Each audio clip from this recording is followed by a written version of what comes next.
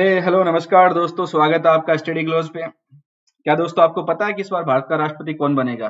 चलिए, नहीं पता तो मैं बताता हूँ। और सबसे पहले मैं आपका आभार व्यक्त करना चाहता हूँ कि जो अपना पहला वीडियो आया था, उस वीडियो पे आप लोगों ने जो भी रिस्पॉन्स दिया आपकी तरफ से, उस रिस्पॉन्स को मैं तहे दिल से स्वीकार करता हूँ। और जो भी कमियां होंगी, उन कमियों को सुधार किया जाएगा। जैसा कि आपको पता है कि सुधार एक अनवरत प्रक्रिया का हिस्सा होता है, जो कि कंटिन्यू रूप से जारी रहता है। दोस्तों, आज हम बात करने वाले हैं कि इस बार कौन होगा भारत का प्रथम नागरिक। तो दोस्तों, इस बार भारत के प्रथम नागरिक के अंदर दो व्यक्ति आपके रहेंगे। एक कौन रहेगा? सत्ता पक्ष की तरफ से रहेगा, और एक कौन सा रहेगा? आपका विपक्ष की तरफ से रहेगा। तो विपक्ष के उम्मीदवार के रूप में किसका नाम सबसे सामने आ रहा है?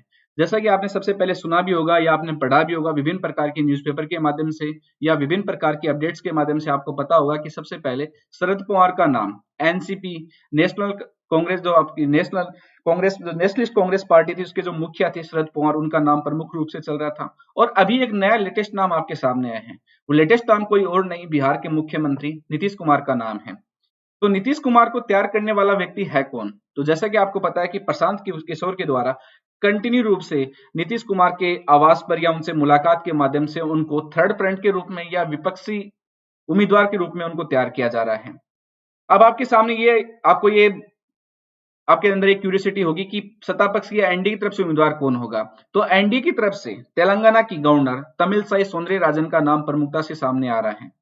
आप देख रहे हैं, ये होगा कि इन दोनों में से कौन कौन कैंडिडेट बन पाते हैं क्या नहीं बनेंगे, परंतु इन दोनों के नाम वर्तमान समय में ट्रेंड में चल रहे हैं। तो हम बात करने वाले हैं कि भारत के अंदर राष्ट्रपति का जो इलेक्शन होता है वो किस प्रक्रिया के माध्यम से होता है, कौन कौन इनको चुनने वाले व्यक्ति होते हैं, और इनको किस प्रक्रिया के माध्यम से चुना जाता है, कौन कौन से आज तक के जो इंपॉर्टेंट जो फैक्ट्स है उन फैक्ट्स के बारे में हम बात करेंगे। तो जैसा कि आपको पता है कि आर्टिकल 52 के अंदर यह कहा गया है कि भारत के अंदर क्या होगा, एक राष्ट्रपति होगा।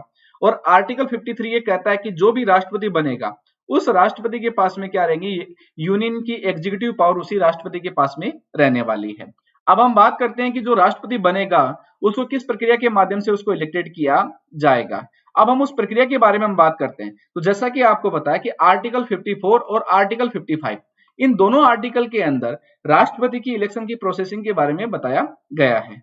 आर्टिकल 54 क्या कहता है कि राष्ट्रपति का चुनाव जब भी होगा उसके अंदर लोकसभा के, राज्यसभा के और राज्य विधानसभाओं के सदस्य, ध्यान रखिए राज्य विधानसभाओं के सदस्य उसको इलेक्ट करेंगे। ध्यान रखिए, लेजिस्लेटिव काउंसिल के मेंबर्स कभी भी राष्ट्रपति के चुनाव की प्रक्रिया में भाग नहीं लेते हैं। कौन कौन लेते हैं? लोकसभा, राज्यसभा और लेजिस्लेटिव असेंबली के जो सदस्य होते हैं उन्हीं के द्वारा राष्ट्रपति का चुनाव किया जाता है। अब आगे आर्टिकल 55 ये कहता है कि जब राष्ट्रपति का चुनाव इन सदस्यों के द्वारा किया जाएगा तो इसके चुनाव के अंदर किस प्रक्रिया के माध्यम से इसके चुनाव किया जाएगा। तो प्रक्रिया के बारे में यदि हम बात करें तो आनुपातिक प्रतिनिधित्व की एकल संक्रमणीय मत प्रणाली के द्वारा राष्ट्रपति का चुनाव किया जाएगा। इस प्रणाली का मतलब क्या हुआ कि जो भी राष्ट्रपति चुना जाएगा उस राष्ट्रपति के पास में कम से कम 50% मत उसके पास में प्राप्त होने चाहिए। तो मतलब क्या हुआ, जो भी इलेक्टोरल बनेगा, इलेक्टोरल का मतलब लोकसभा, राज्यसभा और विधानसभाओं के सदस्यों के को मिलाकर के जो इलेक्टोरल बनेगा उस इलेक्टोरल का 50% किसी भी एक विजेता कैंडिडेट के पास में, विनिंग कैंडिडेट के पास में इतना मत प्राप्त होना चाहिए। ठीक है, अब आगे हम बात करते हैं कि भारत के अंदर जो राष्ट्रपति बनाया जाता है वो अधिकतम कितनी बार बन सकता है। जैसा कि आपको पता है कि अमेरिका के अंदर जिस भी व्यक्ति को राष्ट्रपति बनाया जाता है तो वो अधिकतम केवल 2 ही बार राष्ट्रपति चुना जा सकता है, परंतु भारत के अंदर ऐसा कोई भी प्रावधान नहीं दिया गया। भारत के कॉन्स्टिट्यूशन के अंदर ऐसा कोई भी प्रावधान नहीं किया गया है कि कोई भी व्यक्ति अधिकतम कितनी भी बार राष्ट्रपति बन सकता है। जैसा कि आपको पता है कि अभी तक केवल डॉक्टर राजेंद्र प्रसाद ही 2 बार राष्ट्रपति बने हैं। वो कब से कब तक बने? 1952 से 1962 तक इस पद के ऊपर विराजमान रहे थे। अब इसके अलावा बात करें कि महिला राष्ट्रपति के रूप में यदि हम बात करें तो प्रतिभा पाटिल भारत की 12वीं और प्रथम महिला राष्ट्रपति के रूप में निर्वाचित हुई थी। वो कब निर्वाचित हुई थी? 2007 के अंदर उनको निर्वाचित किया गया था। उनको 2007 से 2012 तक का उनका कार्यकाल रहा था। अब प्रतिभा पाटिल उससे पहले 1986 के अंदर राज्यसभा की वाइस चेयरमैन के रूप में काम किया था, और जब इनको राष्ट्रपति बनाया गया था तो उससे पहले राजस्थान की गवर्नर के रूप में ये कार्य कर रही थी। तो राजस्थान की गवर्नर के रूप में इन्होंने 2004 से लेकर 2007 तक इस पद के ऊपर इन्होंने काम किया। वर्तमान समय में रामनाथ कोविंद भारत के 14वें नंबर के राष्ट्रपति। ध्यान रखिए, क्रम के आधार पे 14वें नंबर के, यदि व्यक्तिगत क्रम के आधार पे बात की जाए तो वो 15वें नंबर के राष्ट्रपति हैं। और ध्यान रखिए KR नारायण के बाद में भारत के वो सेकंड नंबर के दलित राष्ट्रपति हैं।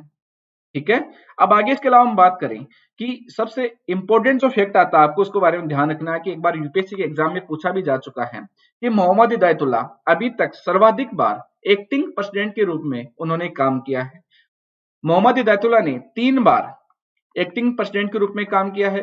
पहली बार उन्होंने चीफ जस्टिस रहते हुए 1968 से उन्होंने पहली बार चीफ जस्टिस रहते हुए 1969 के अंदर जब जाकिर हुसैन की मृत्यु हो गई थी और जाकिर हुसैन की मृत्यु होने के बाद में वीवी गिरी एक्टिंग प्रेसिडेंट बने थे, तो वीवी गिरी के द्वारा रिजाइन करने के बाद में मोहम्मद हिदायतुल्लाह को भारत का कार्यवाहक राष्ट्रपति बनाया गया था। उसके बाद में जब वो उपराष्ट्रपति बनते हैं 1979 के अंदर जो उनको उपराष्ट्रपति बनाया जाता है, तो उसी समय जब वो उपराष्ट्रपति के पद के ऊपर रहते हैं उसी दौरान वो 2 बार कार्यवाहक राष्ट्रपति बनाए जाते हैं। ठीक है, तो जो 2 बार कार्यवाहक राष्ट्रपति बनते हैं तो ज्ञानी जेल सिंह उस समय प्रेसिडेंट होते हैं, तो उनका स्वास्थ्य कारणों की वजह से वो कार्य नहीं कर पाते हैं, तो ऐसी स्थिति के अंदर मोहम्मद हिदायतुल्लाह को कार्यवाहक राष्ट्रपति बनाया जाता है। तो ये तो बातें किसके बारे में थी, राष्ट्रपति के बारे में। अब हम बात करते हैं कि यदि नीतीश कुमार विपक्षी या थर्ड फ्रंट के उम्मीदवार के रूप में राष्ट्रपति के कैंडिडेट बनते हैं तो नीतीश कुमार का बैकग्राउंड कैसा था। तो जैसा कि आप सभी को पता है कि नीतीश कुमार मार्च 2000 से लेकर के और वर्तमान में कुछ टाइम पीरियड छोड़ने के बाद में वो बिहार के मुख्यमंत्री के रूप में काम कर रहे हैं।